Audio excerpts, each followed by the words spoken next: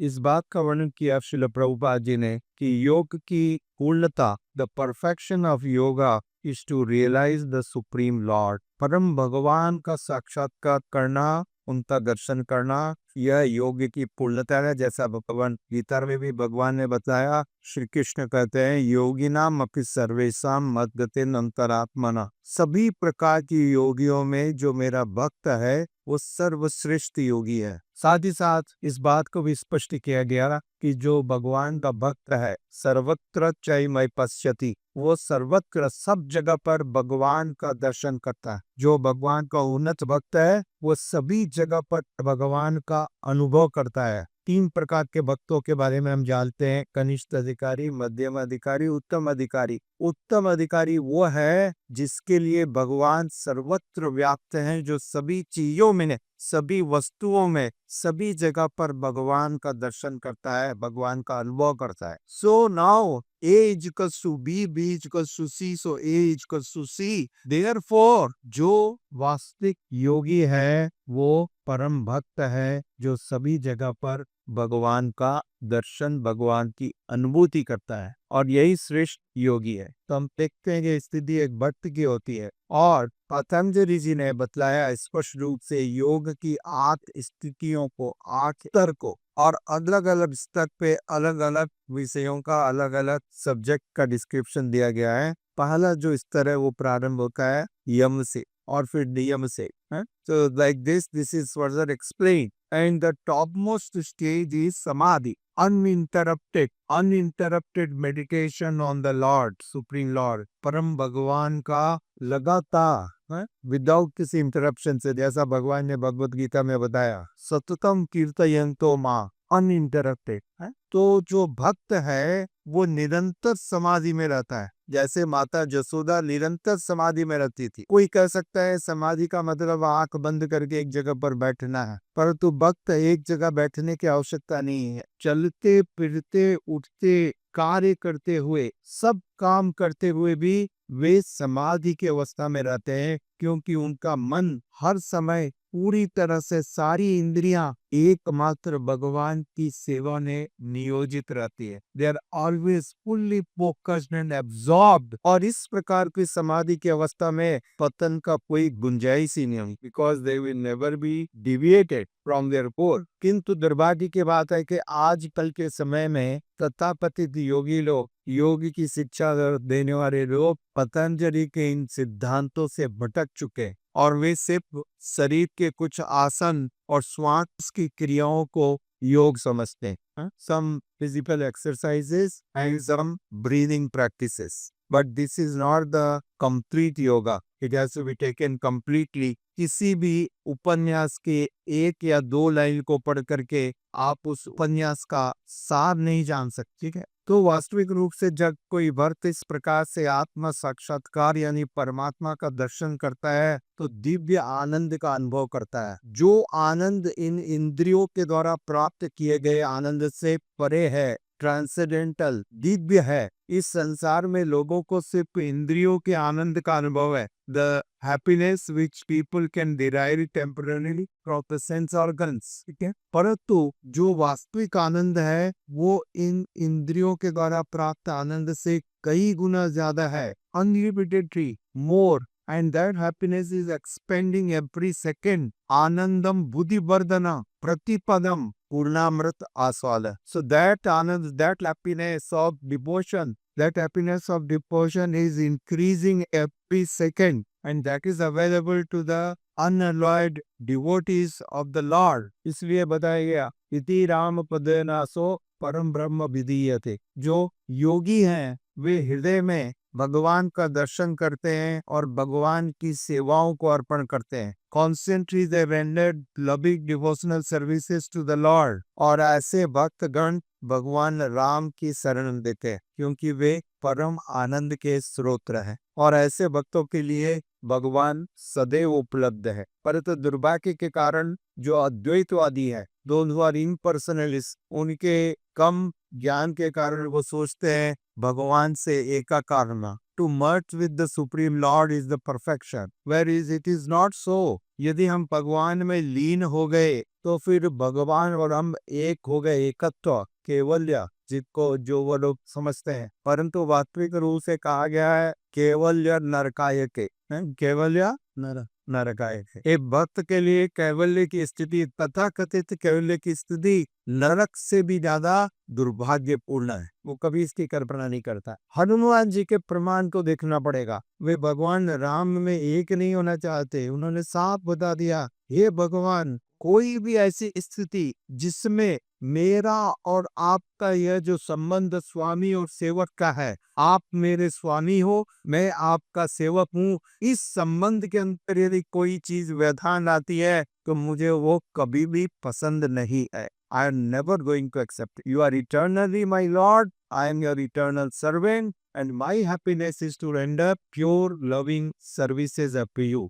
यही मेरी खुशी है। और इस कार्य में, इस संबंध में मैं दिव्य रस, दिव्य आनंद, वो आनंद जो भगवान से एकाकार होने के आनंद से करोड़ों करोड़ों अरबों गुना बड़ा है, जिसकी कोई तुलना नहीं की जा सकती है। इस भौतिक संसार में लोग जो केवल की कामना करते हैं, वो लोग सिर्फ धर्म, अर्थ, काम, मोक्ष पर टिके हुए हैं। कुछ धार्मिक कार्य करना है जिससे समाज में हमारी प्रतिष्ठा बनी रहे, तो वो कहें कि देखो कितने धार्मिक व्यक्ति हैं, इसलिए धर्म करना। भगवान की प्रसन्नता के लिए धर्म नहीं करना। लोगों से कुछ एप्रिसिएशन चाहिए। देखो इन्होंने मंदिर भी खुलवाया परंतु भगवान की सेवा में रुचि नहीं।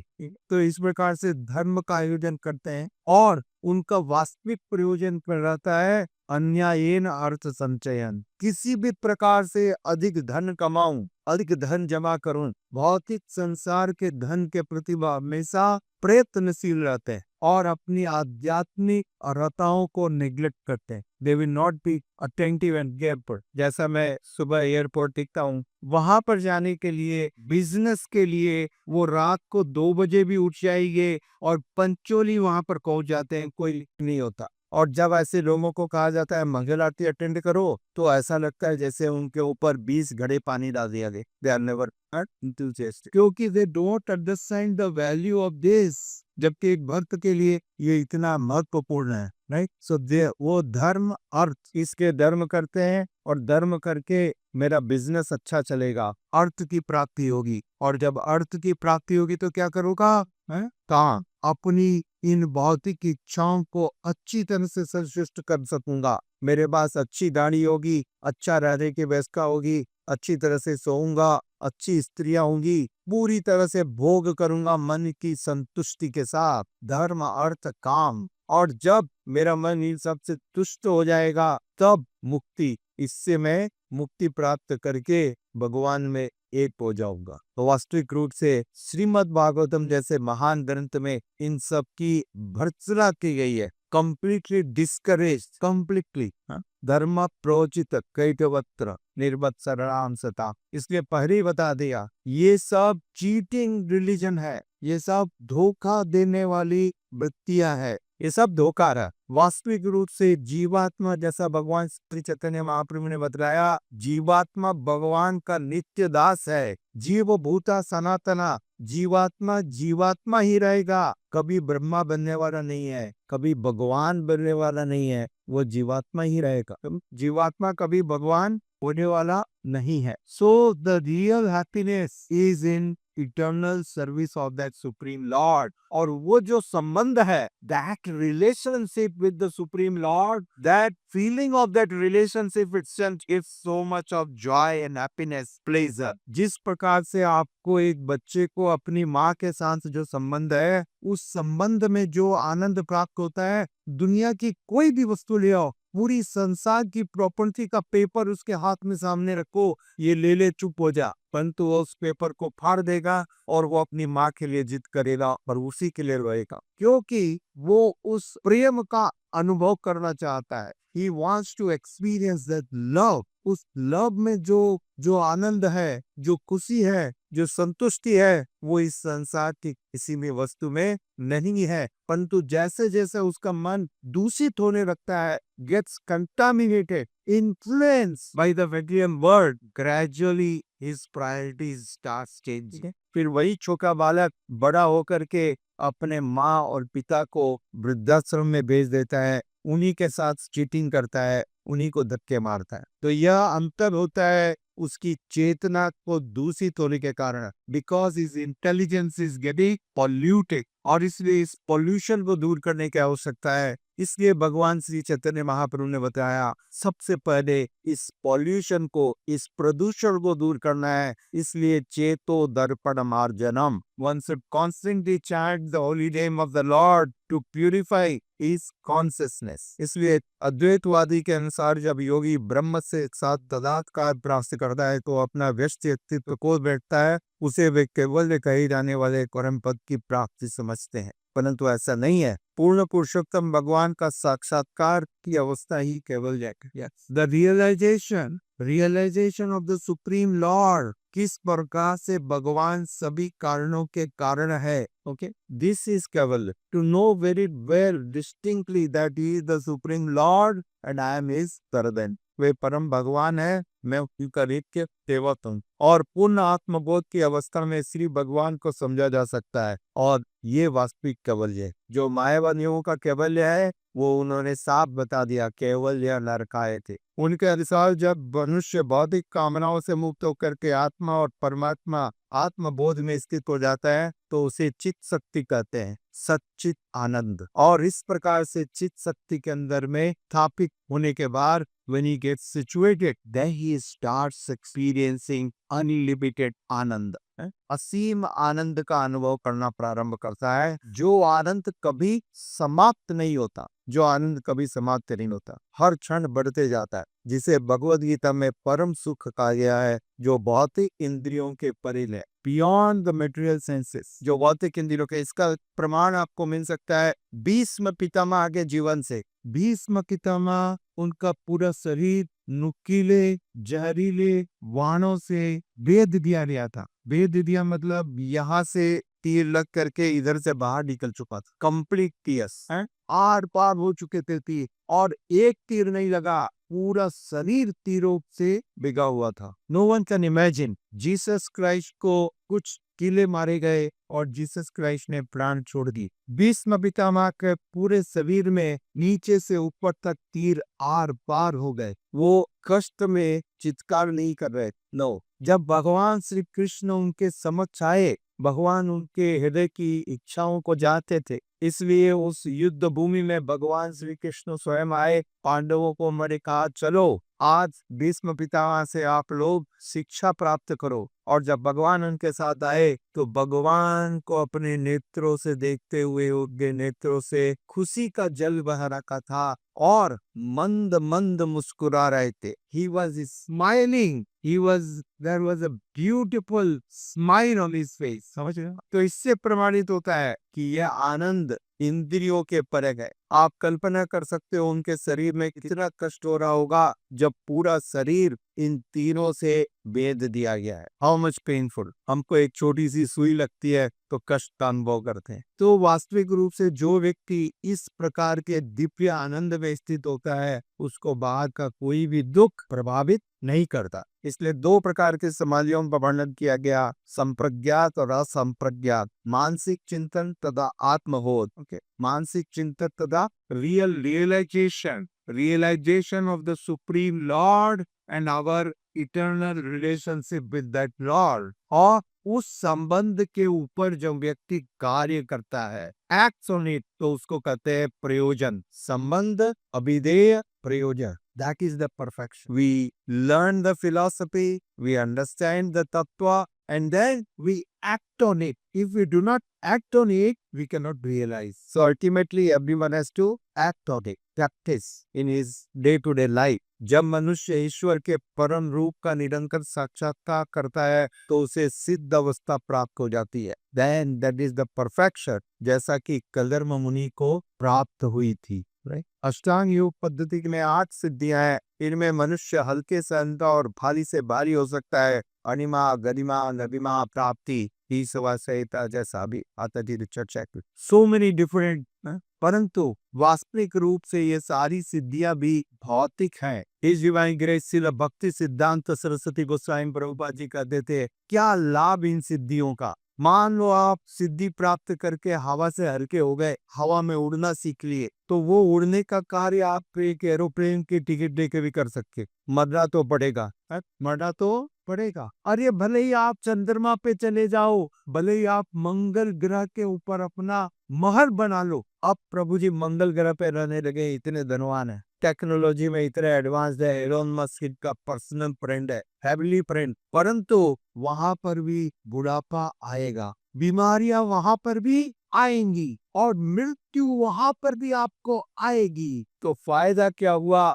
यहाँ पर भी मरने वाले हो, वहां पर भी जाके मरने वाले हो। इसलिए बुद्धिमान व्यक्ति इसमें कोई रुचि नहीं लेता, वो इस चक्र से निकलना चाहता है। यद गत्वा निवर्तन्ते तद धाम परमम, भगवान ने बताया भगवद गीता में, मेरे धाम में जो व्यक्ति आ जाता है उसको वापस इस दुखों से भरे भौतिक संसार में जन्म लेने की कोई आवश्यकता नहीं रहती। He is liberated, that is liberation. परंतु इस लिबरेशन के बाद उसका अस्तित्व भगवान से अलग बना रहता है और वो भगवान की दिव्य सेवाओं को सतत रूप से निर्वाहित करते रहता है। He continues to render the loving devotional services. इसे वास्तविक आनंद तब उसके बाद प्राप्त होता है। भक्त तो स्वाभाविक रूप से मुक्त है। मुक्ति का मतलब होता है ये बंधन, जन्म मृत्यु जरा व्याधि का बंधन, इसको कहते हैं बंधन। इस बंधन से निकलना है मुक्ति। तो भक्त तो इस बंधन से स्वाभाविक रूप से पहले दिन ही निकला हुआ रहता है।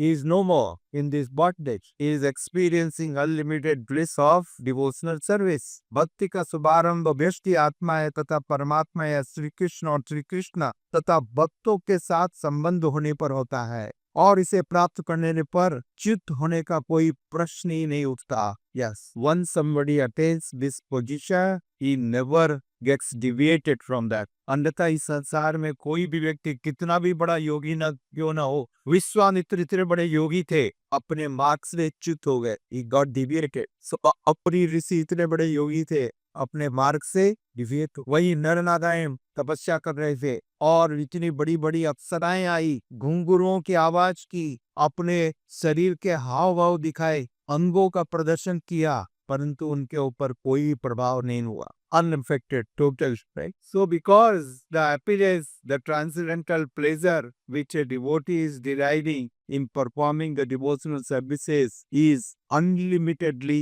great, unlimitedly great. जैसा श्रील रूप गोस्वामी जी ने नेक्टर ऑफ डिवोशन में वर्णन किया। इस योग पद्धति से भगवान पूर्ण भगवान का साक्षात दर्शन भक्त करता है और उनके साथ ही वह अन्य भौतिक शक्ति भी प्राप्त करना चाहता है तो उसकी भक्ति, उसकी प्रगति रुक जाती है। इसे भगवान ने स्पष्ट किया श्रीमद् भगवद गीता में, भोग ऐश्वर्य प्रसक्ता नाम तया अपृत चेतसा। हे अर्जुन, जो लोग भोग और ये जो भौतिक संपदा के प्रति आकृष्ट हैं, they are so much inclined for the material opulences and powers and position, ऐसे लोगों के लिए भक्ति में प्रगति करना बहुत दुष्कर है, बहुत मुश्किल है। यही बात कुंती महारानी कहती है, जन्म ऐश्वर्य सुतश्री हेत बाद मद पुमा। ये जो चार चीज है और भौतिक संसार में लोग इन्हीं के पीछे पड़े हुए हैं। Even they are performing devotion, धर्म का आयोजन करते हैं कि अर्थ की प्राप्ति करनी। यह धर्म का प्रयोजक नहीं है। कृष्ण कृपा मूर्ति श्रील ऐसी भक्त वेदांत स्वामी प्रभुपाद जी ने स्पष्ट रूप से बतलाया, धर्म का मतलब होता है उस पद्धति, उस कार्य को जानना जिसके द्वारा हम भगवान को प्रेम करना सीख सके। Our loving sentiments to the supreme personality of God है develop, वो धर्म है, वो जीव का वास्तविक स्वभाव है, right? That is religion. Otherwise everything else is not true religion. It is not true religion. दुर्भाग्य के कारण लोग रिचुअल्स में ज्यादा फंस गए हैं, स्पिरिचुअल को भूल गए। They are more ritualistic. मंदिर जाना है, कान पकड़ के उछलना है, 10 रुपए उसके उंगली में डाल देंगे, मेरा कार्य पूरा हो गया। यह आध्यात्मिक नहीं है, यह आध्यात्मिक नहीं है। आध्यात्मिक का मतलब उन परम भगवान की सेवा करना प्रारंभ करें। माता लक्ष्मी उनकी सेवा करती है। आप कौन हो? कौन? माता Lakshmi. She is the proprietor of unlimited opulences, वो सेवा करती है, तो आप उनके ऊपर तो नहीं। अपनी औकात में आइए, और भगवान की सेवाओं को प्रारंभ की। निर्देशन प्राप्त कीजिए एक प्रामाणिक गुरु के द्वारा। Get the instructions from a bona fide spiritual master. शिक्षाएं प्राप्त की, तब जीवन पवित्र होगा। ब्रह्म सौख्यम तनंता। तब ऋषभ देव जी बतलाते हैं कि तब वास्तविक रूप से ब्रह्म भूत प्रसन्नात्मा न सोचती न कांक्षती। Then one will experience unlimited joy, unlimited happiness, which will never end, which will never कभी समाप्त नहीं होगी। उस आनंद के साथ हमारा साक्षात्कार होगा। यह है वास्तविक योग की पूर्णता। बाकी सब योग के नाम पर भोग है। भोग से निकले वास्तविक योग में स्थापित करें अपने आप को। कृष्ण कृपा मूर्ति श्रील इसी भक्तिवेदांत स्वामी प्रभुपाद जी की पुस्तकों को पढ़ करके आप कहीं पर भी हो अपने जीवन को सार्थक कर सकते हैं। हरे कृष्णा। धन्यवाद। श्रील प्रभुपाद की